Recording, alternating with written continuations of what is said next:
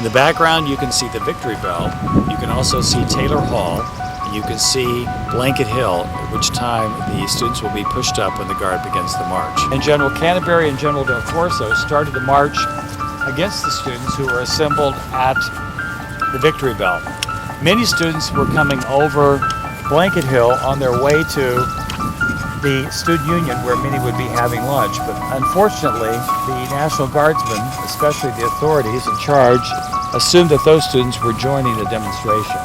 There were about 1,000 people on the college common here at Kent State on May the 4th, some of whom were protesting the war, many of whom were there because they were protesting the National Guards on campus. I was a faculty marshal that day. I was a young faculty member, as the journalists like to say. I was 33, but was fairly close to the activist students, and so I helped organize the faculty marshals, and the whole weekend I was a faculty marshal. And heard initially over the radio that guardsmen had been killed on campus. That's how chaotic it was, and nobody knew what had really happened. The local newspaper printed that headline, "Guardsmen shot on campus."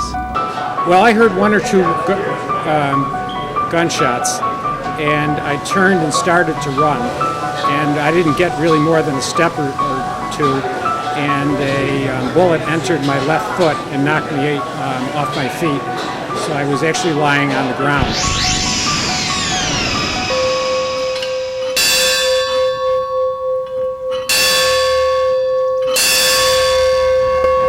What you had was the beginning of the demonstration, and at that time it was very obvious to the National Guard that the protest that they had assumed was going to take place was actually beginning. This is a very important part of the march, because as people reached the top of the hill, most people assumed that this is where the Guard would stop.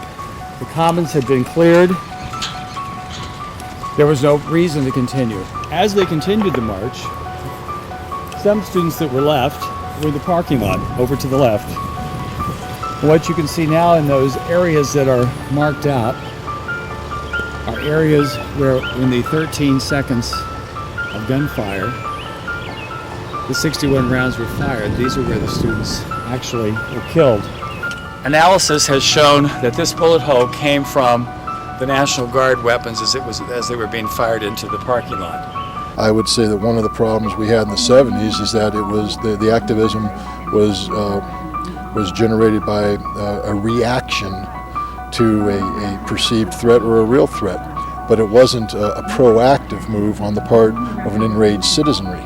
And that's the problem, that neither in the 70s nor today did we have an enraged citizenry, a citizenry that was rising up in defense of the Constitution of the United States of America. I just think that there's a huge disconnect between the ideals and values that define who we are as a nation and the manner in which we go about living our lives. We don't function as citizens. We function as consumers. We function as entities that have no linkage with that which supposedly defines us. One thing about Kent that I noticed, it's a good way to politicize people, students who would not necessarily be political, but because they can identify with the students because they are the same age, it really does. It's sort of a kickoff for some people's political life. So Jeff was the closest one who was shot and killed. You can see the distance.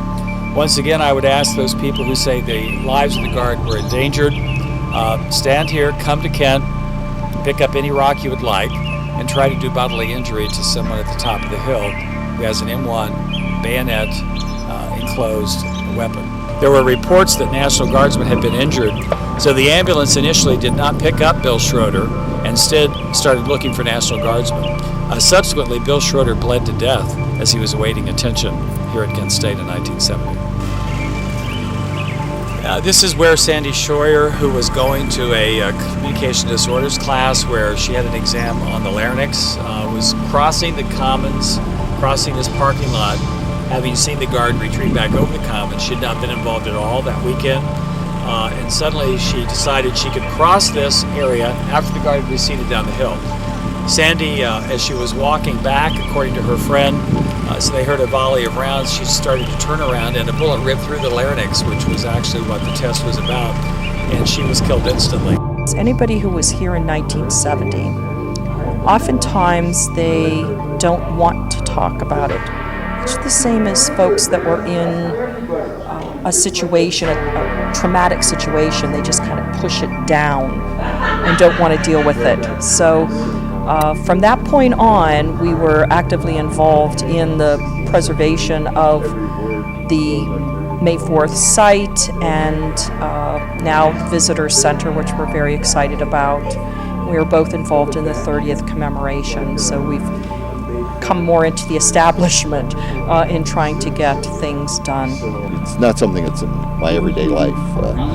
Obviously the wheelchair's there and all that stuff, but I'm just like anybody else. I wake up in the morning, thank God to see another day, put my pants on and go to work just like all the rest of us. We all do. And it's real important to just keep moving and be involved and do your work. A lot of students still to this day don't know what happened at Kent State. The Justice Department summary said there was no sniper, there was no reason to fire, they had ample tear gas supply, they could have used bayoneting.